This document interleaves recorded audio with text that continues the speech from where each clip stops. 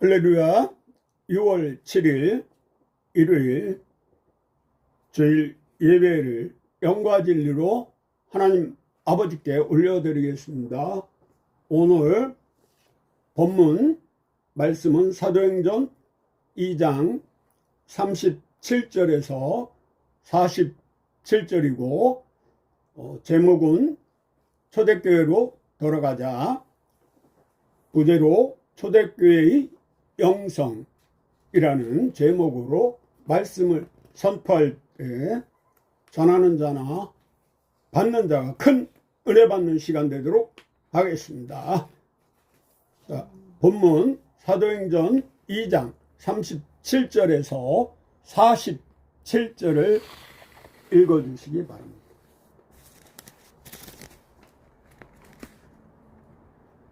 그들이 이 말을 듣고 마음에 찔려 베드로와 다른 사도들에게 물어 이르되, 형제들아, 우리가 어찌할꼬 하거늘. 베드로가 이르되, 너희가 회개하여 각각 예수 그리스도의 이름으로 세례를 받고 죄 사함을 받으라. 그리하면 성령의 선물을 받으리니 이 약속은 너희와 너희 자녀와 모든 먼 데 사람 곧 주 우리 하나님이 얼마든지 부르시는 자들에게 하신 것이라 하고, 또 여러 말로 확증하며 권하여 이르되, 너희가 이 패역한 세대에서 구원을 받으라 하니, 그 말을 받은 사람들은 세례를 받음에 이 날에 신도의 수가 3,000이나 더하더라. 그들이 사도의 가르침을 받아 서로 교제하고 떡을 떼며 오로지 기도하기를 힘쓰니라. 사람마다 두려워하는데 사도들로 말미암아 기사와 표적이 많이 나타나니, 믿는 사람이 다 함께 있어 모든 물건을 서로 통용하고 또 재산과 소유를 팔아 각 사람의 필요를 따라 나눠주며 날마다 마음을 같이하여 성전에 모이기를 힘쓰고 집에서 떡을 떼며 기쁨과 순전한 마음으로 음식을 먹고 하나님을 찬미하며 또 온 백성에게 칭송을 받으니, 주께서 구원받는 사람을 날마다 더하게 하시니라. 아멘. 아멘. 오늘 초대교회로 돌아가자. 초대교회 영성이라는 제목을 가지고 말씀을 전하겠습니다. 오늘날 교회는 외형적으로는 성장했지만 초대교회가 가졌던 뜨거운 영성과 순수한 믿음을 잃어가고 있습니다. 프로그램은 많아졌지만 기도는 줄어들고 건물은 커져갔지만 사랑은 식어가고 있습니다. 그러나 하나님께서는 마지막 시대의 초대교회의 능력과 영성을 회복하기를 원하십니다. 기복 신앙이 아닌, 초대교회는 건물이 없었지만은 능력이 있었습니다. 오직 성령이 너희에게 임하면 너희가 권능을 받고 예루살렘과 온 유다 사마리아 땅끝까지 내 증인이 되라. 그 말씀을 붙잡고 복음에 선교에 전념하였던 것입니다. 지난번 마가의 다락방에 그 성령이 임재하여 오순절 강림 사건 있음을 우리가 배웠습니다. 재정은 넉넉하지 않았지만 초대교회는 성령 충만했습니다. 세상에 힘은 없었지만 세상을 변화시켰습니다. 사도 바울은 나의 약할 때 하나님의 강하심이라고 고백하였습니다. 오늘 본문을 통해 초대교회의 영성을 살펴보며 우리도 초대교회로 돌아가는 은혜가 있기를 바랍니다. 여기서 초대교회는 공동체를 통하여 영성 삶을 이어가고 있는데, 오늘날에는 그거는 초대교회지 그럴 수 없다 하는 일부 목회자도 있고 성도도 있습니다. 마치 북한의 공산당 사회주의하고 비슷한 면이 있어요. 서로 통용하고 함께 공동체하고. 하지만은 인간적으로 이러한 모임이나 집회나 공동체 사업은 망하게 돼 있어요. 지금 전 세계에 공산당은 다 깔아앉고 망했는데, 우리 나라 주사파나 공산 사회주의를 신봉하는, 한마디로 김일성 주체 사상을 따르는 잘못된 사상을 가진 자들이 지금 나라를 친북, 친중, 공산 사회주의로 이끌고 있는 긴박한 위기의 순간이에요. 그래서 초대 교회는 어떻게 생활했는가, 신앙생활을 살펴보겠습니다. 첫째로 초대교회는 회개와 성령 충만의 교회였습니다.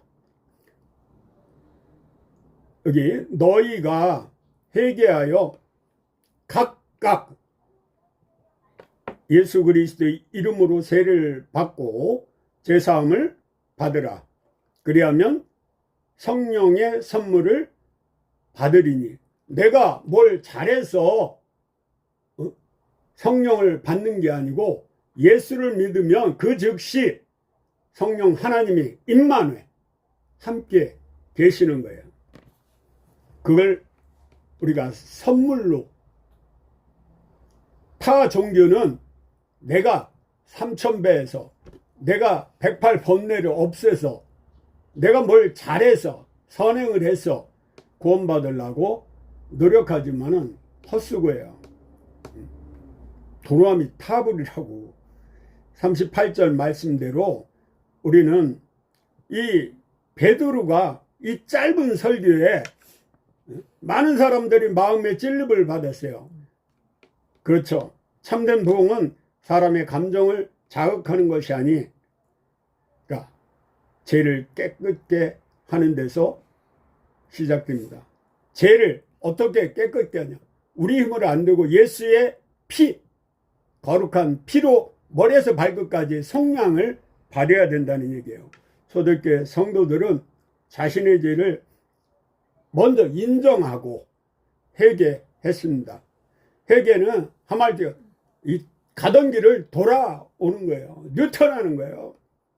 그런즉 누구든지 그리스도 예수 안에 있으면 새로운 피조물이라. 이전 것은 지나갔으니 보라 새 것이 되었도다. 회개는 단순히 눈물을 찔찔 흘리는 것이 아니라 삶의 방향을 하나님께로 돌이키는 것입니다. 삶에서 중요한 건 목적 있는 삶, 목표가 이 땅이냐 하늘이냐, 하나님 나라를 이 땅에서 구현하고 죽어서도 영원한 천국에 들어가야겠습니다. 그러니까 회개하는 자에게는 하나님은 성령을 기름 부어 주셨습니다. 이 그리스도인은 구약의 이 기름 부은 자, 어노이팅, 구약에는 왕, 제사장, 선지자만이 기름 부은 받은 자. 예수님을 삼중직이라고 그래요. 만왕의 왕이 오고 대제사장으로 이 땅에 오시고 또 대선지자, 예언자로 오셨죠. 성령께서 임하시지 않으면 우리가 아무것도 평강도 없어요. 근데 성령이 내 안에 임하면 그 두려움이 많던 베드로가 3000명 앞에도 담대히 설교하고 연약했던 제자들 복음의 증인이 되어 전부 칼로 찔러 죽거나 베드로는 십자가 거꾸로 톱으로 도마는 화형당하는 사람도 있었고 사도 요한만이 100세 건강을 하였고 다들 일찍 순교를 당했던 것입니다. 왜 그렇습니까? 예수님이 함께하니까 담대함이 있었던 겁니다. 성령 하나님이 임마누엘 함께했기 때문에 강하고 담대할 수 있었습니다. 오늘 우리에게도 필요한 것은 더 많은 지식이 아니라 학식이 아니라 성령 충만입니다. 술 취하지 말라. 오직 성령의 충만함을 받으라고 말씀하시잖아요. 예화를 한번 들어보겠습니다. 1907년 평양 대부흥 운동 당시 선교사들과 성도들이 함께 기도하는 중 한 장로가 공개적으로 자신의 죄를 회개했습니다. 그 회개를 시작으로 성령의 역사가 강하게 임했고 수많은 사람들이 통해 자복하며 하나님께로 돌아왔습니다. 그 결과 한국교회 역사상 가장 강력한 부흥 운동이 일어났습니다. 부흥은 언제나 회개에서 시작됩니다. 평양 대부흥 이전에는 원산에서 역시 먼저 회개와 더불어 부흥운동이 일어났던 것이죠. 그 당시 우리 국민이 그렇게 많지 않았어요. 근데도 20만 명이 회개운동을 통하여 구원받았다는 기록이 있습니다. 적용해 보겠습니다. 나는 회개의 눈물을 잃어버리지 않았는가? 성령 충만을 사모하고 있는가? 매일 성령님이 인도하심을 구하고 있는가? 지금 내가 하는 일이 예수님이라면 어떻게 하실까? 첫째로 초대교회는 말씀과 기도에 전념하는 교회였습니다. 그들이 사도의 가르침을 받아 서로 교제하고 떡을 떼어 오로지 기도하기를 힘쓰니라. 42절 말씀대로 이 초대교회 사도들이 이렇게 일반 잡다한 일을 하다 보니까 이게 분란도 오고, 그러니까 7집사를 세우고 이 목회자들은 장로들은 말씀과 기도에 전념했다는 이야기입니다. 초대교회의 중심은 오로지 말씀과 기도였습니다. 디모데전서 4장 5절에도 말씀과 기도로 거룩해진다고 그러잖아요.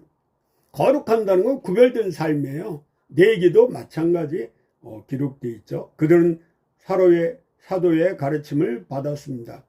말씀은 영혼의 양식입니다. 육신이 밥을 먹어야 살듯 영혼은 말씀을 매일 먹어야 합니다. 그래서 시편 1편에서 3편은 말씀을 묵상한다고. 그 여호수아 1장 8절에도 주야로 말씀을 읊조리다. 그럼 형통이 복이 임한다고 말씀하셨어요. 또한 그들은 오로지 기도하기를 힘썼습니다. 기도는 하나님과의 대화이며 영적 호흡입니다. 예수님도 새벽 미명에 기도하셨고 그러고 전도 나가셨어요. 또 제자들을 세울 때 밤새 기도하셨어요. 그러니까 예수님은 매 순간순간마다 기도하셨어요. 김여자 권사님 이야기인데요. 유인춘 문체부 장관, 유인춘 배우가 저희가 디너쇼 할 때 황신혜하고 오현경 배우하고 디너쇼에서 노래를 불러줘서 고마운 감사한 분들인데요. 김혜정 원사님이 그 유인촌 장관에게 그 전도하는데 바빠서 드라마 하랴 뭐 여러 가지 바빠서 교회 못 간다 그러니까 김혜정 권사님이 나는 바쁠수록 기도한다고 하나님이 다 해결해 주시고 하나님께 전적으로 맡기고 내려놓으면 참된 자유가 얻는다고 우리 유인천 씨도 하루빨리 예수 믿고 거듭나고 하나님이 자녀가 되면 하나님께 의탁하면 모든 것을 수고하고 무거운 짐진 자들아 다 내게로 내가 너희를 쉬게 하리라. 마태복음 11장 28절 말씀대로 권면했다고 합니다. 말씀과 기도가 함께 이렇게 기차 레일처럼 평행서 함께 갈 때 영적 능력이 크게 나타납니다. 또 독일의 경건주의 운동을 이끌었던 한 성도가 있었습니다. 그는 아무리 바빠도 하루 첫 시간을 말씀과 기도에 사용했습니다. 어느 날 사람들이 물었습니다. 왜 그렇게 오랜 시간을 기도합니까? 그는 대답했습니다. 오늘 할 일이 많기 때문에 더 많이 기도해야 합니다. 그의 사역은 수많은 사람을 변화시키는 열매를 맺었습니다. 기도는 시간을 낭비하는 것이 아니라 시간을 가장 가치 있게 사용하는 것입니다. 조지 물러 그 5만 번의 기도 응답받은 목사님도 먼저 기도하고 사역을 그 많은 고아원 사역을 하지 않았습니까? 에브럼 링컨 미 대통령은 그 남북 전쟁 시 마지막 고비에 금식을 선포하고 기도해서 우리나라 6.25 때도 이승만 초대 건국 대통령이 부산에서 그의 지도자 부탁을 하고 전 국민에게 기도로 낙동강 전선을 지키고 유엔군을 통하여 승리할 수 있게 간구하자 하나님이 그 기도에 응답하여 우리가 이 6.25 남침을 승리로 이끌 수 있었습니다. 적용하겠습니다. 하루 말씀 묵상 시간을 얼마나 갖고 있는가? 기도보다 다른 일을 더 우선하고 있지는 않은가? 가정 예배와 개인 경건 생활을 회복하고 있는가? 초대교회는 사랑과 나눔으로 세상을 감동시키는 교회였습니다.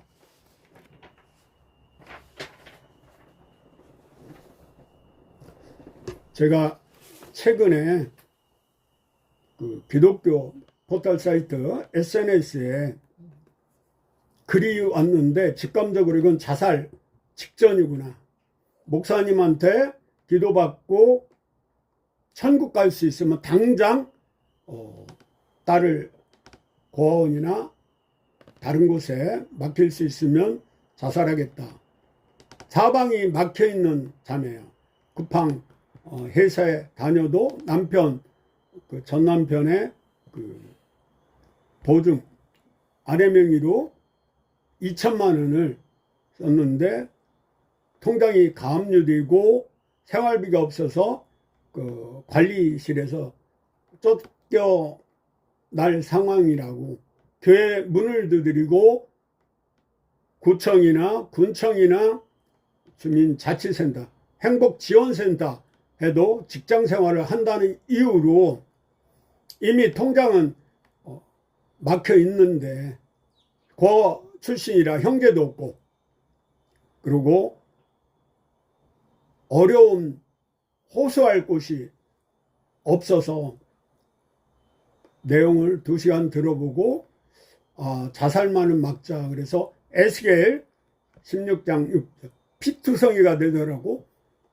사람한다고 사연을 들어주고 딸을 생각하라고 하고 기도해주고 지금도 관계는 맺고 있는데 아직 해결은 안 되고, 제가 SNS에 한 2만 명 있는 사람들에게 똑같이 그걸 썸머리에서 올렸는데 단 2사람만 어렵다고 연락이 오고, 3사람이구나. 나머지는 그러니까 선한 사마리아인 생각이 나더라고요.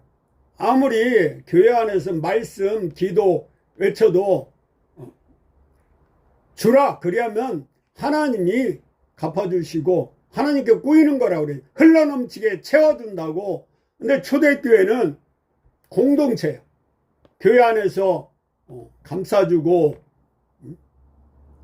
믿는 사람이 다 함께 있어 모든 물건을 서로 통용하고. 44절 초대교회 성도들은 서로 찐 사랑을 했습니다. 그 사랑은 말로만 하는 사랑이 아니었습니다. 재산을 나누고 어려운 사람을 돕고 함께 기뻐하고 함께 위로하고 울었습니다. 그 결과 사람들은 교회를 칭찬했습니다. 안디옥 교회가 이런 사역을 했기 때문에 무사람들한테 그리스도인이라는 칭호를 얻게 되었죠. 우리가 성경대로 살고 성경대로만 실천하면 예수님이 어떻게 하였는지 그 닮을 꽃 삶을 살면 되겠습니다. 하나님을 찬미하며 또 온 백성에게 칭송을 받으니 47절 또 교회가 세상으로부터 존경받을 때 복음이 자연 열리게 됩니다. 초대교회 성도들은 자기만을 위해 살지 않았습니다. 주의 사랑을 흘려보내는 통로가 되었습니다. 십자가가 뭐야? 하나님 사랑을 이웃에게 흐르게 하는 거예요. 적용하겠습니다. 주변에 어려운 이웃을 돌아보고 있는가? 교회 안에서 사랑과 섬김을 실천하고 있는가? 나는 나누는 삶을 살고 있는가? 초대교회 바울의 그 도움이 바나바는 전 재산을 사도들 발 앞에 내려놓고 또 바울과 선교 사역을 하지 않았습니까? 그는 조카 마가도 용서하고 생길이죠. 선교사에게 데리고 다녔어요. 그 위로하는 하나님 본받는 우리가 되어서 삶에서 로마서 12장 1, 2절 말씀대로 거룩한 산 제사를 교회 안에서만 영과 진리로 예배하고 교회 바깥에 나가자마자 빠이빠이 그러면 안 되겠어요. 결론적으로 초대교회 영성은 요약하면 3가지예요. 첫째, 회개와 성령 충만의 영성. 둘째, 말씀과 기도의 영성. 기도는 우리의 싸움은 혈과 육이 아니요 정사와 권사와 하늘에 있는 악의 영에 대적하는 거예요. 에베소 6장 12절 말씀대로 기도에 이런 유가 나갈 수 없다고 그러잖아요. 셋째로 사랑과 나눔의 영성. 그 부자 청년 어떻게 영생을 율법을 다 지켜라. 다 지켰대. 그러면 내 재산을 나눠줘라. 삭개오가 거듭나고 한 거는 자기가 잘못한 건 4배나 갚겠다 그러고 구제봉사하는데 힘쓴 것 같아요. 그 결과 하나님께서는 날마다 구원받는 사람을 더하게 하셨습니다. 어느 정도였냐면 그 베드로가 어부가 말씀을 선포하자 3,000명이면 그 당시 인구가 2만 명뿐이 안 돼요. 어마어마한 숫자가 회개하고 돌아온 거예요.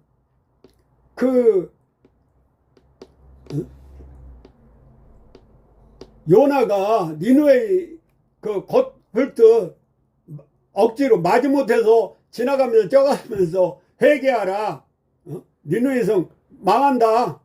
그랬더니 왕부터 어린아이까지 금식기도 하고 죄를 뒤집어 쓰고 그래서 구원받지 않았어요? 오늘날 이 우리나라 정치판 보면 개판 5분 전이에요.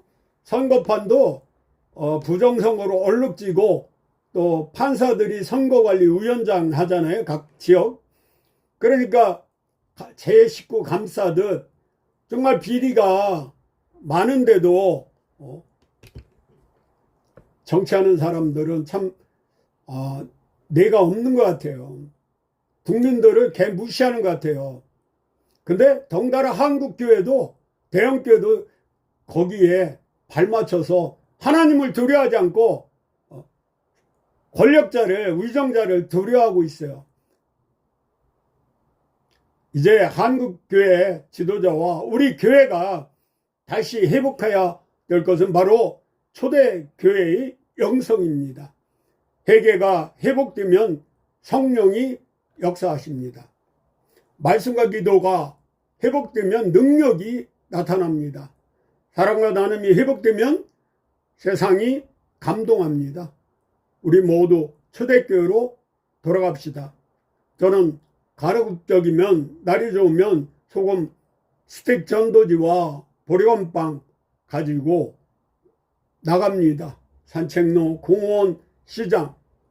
왜냐하면 하나님이 원하시는 거고 꼭 그 자리에서 예수를 영접하지 아니할지라도 복음을 외치면 그 예수 천국 불신주 예전에는 그 한마디만 해도 그 말씀에 예수 이름 때문에 그들이 잠을 못 자고 회개하고 돌아온 것입니다. 초대교회 영성을 회복하여 하나님께서 기뻐하시는 교회와 성도가 되기를 주님의 이름으로 축원합니다. 아멘. 핵심 요약을 하고 마치겠습니다. 오늘 설교 핵심은 첫째, 회개와 성령 충만입니다. 37절에서 41절. 두 번째, 말씀과 기도에 전념했습니다. 42절에서 43절. 마지막으로 세 번째는 사랑과 나눔의 공동체였습니다. 이제 전도가 어렵다고 부정적인 건 걷어치우고 이 오늘 초대교회 같은 영성을 가지고 담대히 거침없이 이 성령 충만하여 복음을 전하는 한 주, 한 달, 한 해가 되길 간절히 축원합니다. 아멘.